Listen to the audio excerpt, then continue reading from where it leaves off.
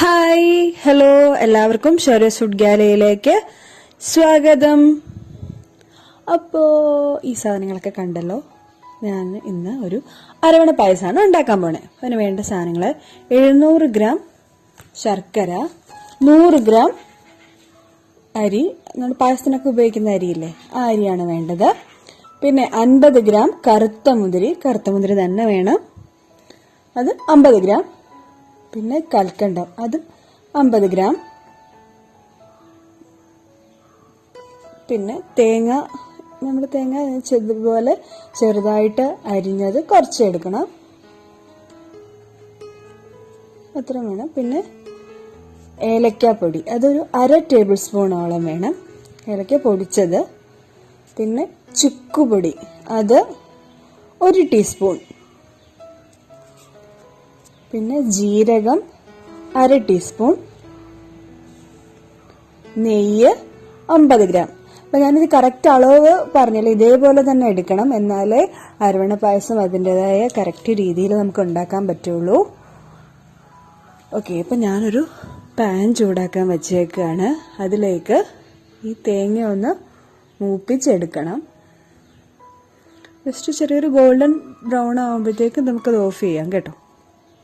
ഇനി ഇതൊന്ന് ഇളക്കി കൊടുക്കണം.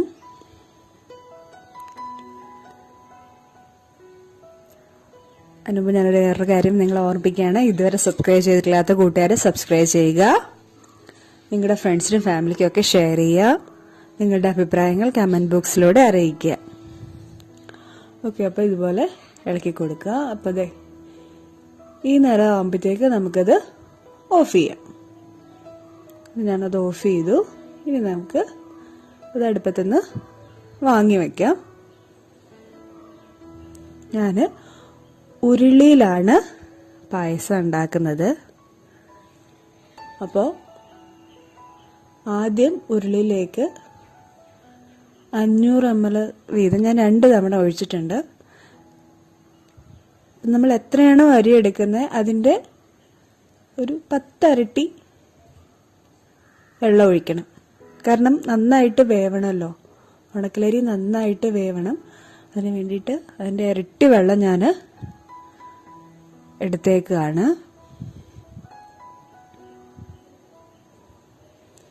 ഓക്കെ, അപ്പം നല്ലോണം വെള്ളം തിളച്ച് കഴിയുമ്പോൾ നമുക്ക് ആ അരി കുതിർത്ത് വെച്ചത് നന്നായിട്ട് കഴുകി ഒരു 5 മിനിറ്റൊക്കെ കുതിർത്ത് വെച്ചാൽ മതി, ഒരുപാട് നേരം ഒന്നും വെക്കണ്ട കേട്ടോ. എന്നിട്ട് നമുക്ക് ഈ ഉരുളിയിലേക്ക് ഇടാം.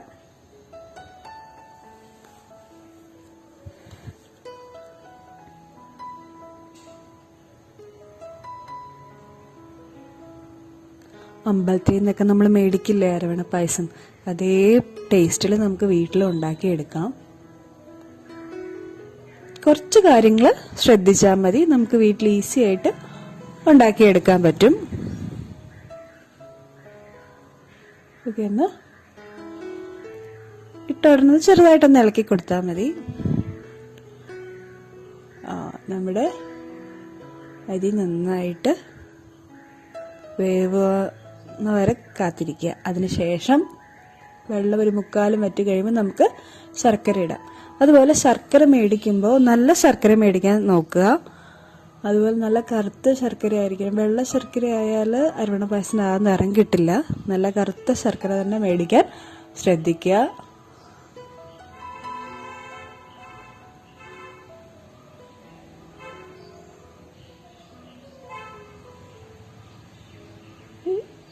ശർക്കര എല്ലായിടത്തും പറ്റുന്ന പോലെ ഒന്ന് ഇളക്കി കൊടുക്കുക. എന്നിട്ട് ഈ ശർക്കര മുഴുവൻ അലിയണം. കണ്ടില്ലേ, ശർക്കരയൊക്കെ അങ്ങ് അലിഞ്ഞു വരുന്നുണ്ട്. നല്ല കളറുണ്ടല്ലേ, നല്ല കറുത്ത ശർക്കരയായിരുന്നു ഇത്. നല്ല കളറ് വന്നിട്ടുണ്ട്.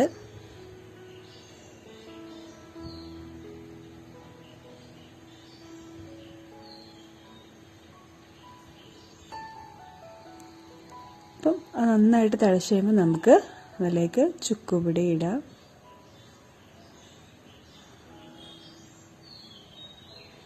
അത് ശർക്കര പാനി ഏകദേശം പകുതിയോളം വറ്റണം കേട്ടോ. അതിനുശേഷമാണ് നമ്മൾ ഈ പൊടികളൊക്കെ ചേർക്കണേ.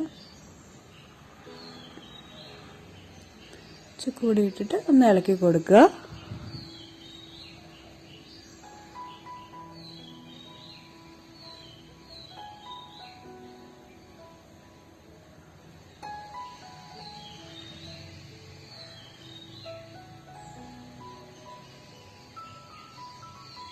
അത് ഫുൾ അതിലേക്ക് അരിഞ്ഞു കഴിയുമ്പോഴത്തേക്കാണ് നമ്മൾ അടുത്തത് ഇടുന്നത്. ഇപ്പോൾ വേറൊരു ശ്രദ്ധിക്കാന്ന് വെച്ചാൽ ശർക്കര ഇടുമ്പോൾ അത് അടിയിൽ പിടിക്കാൻ, പാത്രത്തിൽ അടിയിൽ പിടിക്കാൻ സാധ്യതയുണ്ട്. അതുകൊണ്ട് നന്നായിട്ട് ഇളക്കി കൊടുത്തോണ്ടേ ഇരിക്കണം. ഇനി ജീരകം പൊടി ഇടാം. ഇതൊക്കെ ഇതേ അളവിൽ തന്നെ എടുത്തില്ലെങ്കിൽ നമുക്ക് ആ സ്വാദ് കിട്ടില്ല. അതുകൊണ്ടാണ് ഞാൻ കറക്റ്റ് അളവ് എടുക്കണമെന്ന് പറഞ്ഞത്.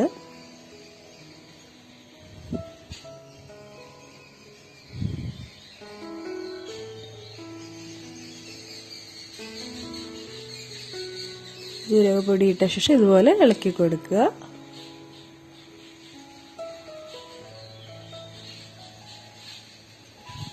നമുക്ക് ഏലക്ക പൊടിച്ചത് ചേർക്കാം.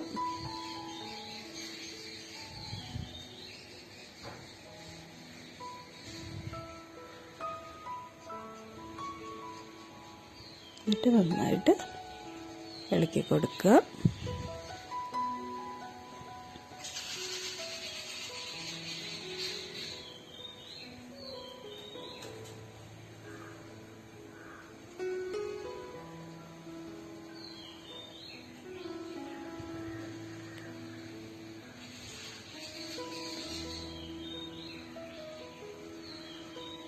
സൈഡിലേക്ക് ഇതുപോലെ ഒന്ന് ഇളക്കി കൊടുക്കുക. അടി ചേർത്ത് ഇളക്കാൻ പ്രത്യേകം ശ്രദ്ധിക്കുക.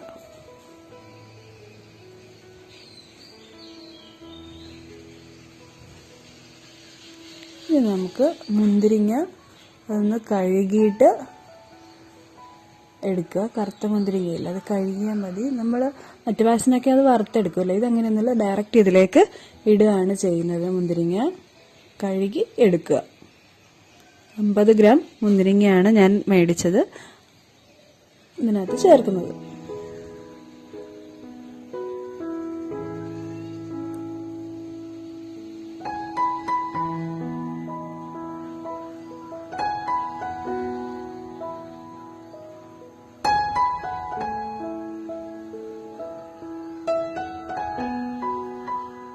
ഇനി നെയ്യ് അത് ഉരുക്കിയത് ഇതിലേക്ക് നമുക്ക് ചേർക്കാം. നെയ്യ് 50 ഗ്രാം മതി, ഒരുപാടിൻ്റെ ആവശ്യമില്ല. പിന്നെ ആ തേങ്ങ വറുക്കാൻ നമ്മൾ സെപ്പറേറ്റ് ഒരു 1/2 ടേബിൾ സ്പൂൺ നെയ്യിലാണ് തേങ്ങ വറുത്തത്. അതൊന്ന് ഇളക്കി കൊടുക്കുക. ഈ സമയമാകുമ്പോൾ തെറിക്കാൻ സാധ്യതയുണ്ട്, അതുകൊണ്ട് ഒന്ന് സൂക്ഷിച്ച് ഇളക്കുക, കയ്യിലൊന്നും പറ്റാതെ.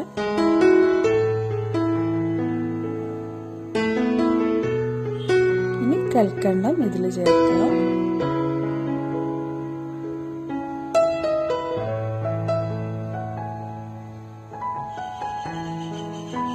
അത് ഇളക്കി കൊടുക്കുക.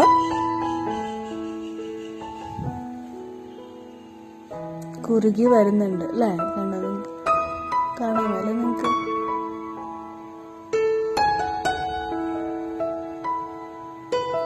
നമുക്ക് വറുത്ത് വച്ചിരിക്കുന്ന തേങ്ങ അവസാനമാണ് ചേർക്കുന്നത് കേട്ടോ. തേങ്ങയും അതിലെ നെയ്യോടുകൂടി നമുക്കതിൽ ചേർക്കാം. ഇളക്കി കൊടുക്കുക. കണ്ടില്ലേ, കുറുകി വന്നത് കണ്ടില്ലേ. ഇനി ഇത് ഓഫ് ചെയ്ത് കഴിയുമ്പോൾ ഇതിനകത്തിരുന്ന് കുറച്ചുകൂടെ ഇരുന്ന് നന്നായിട്ടങ്ങ് കുറുകും. കറക്റ്റ് അരവണ പായസം പോലെയോ.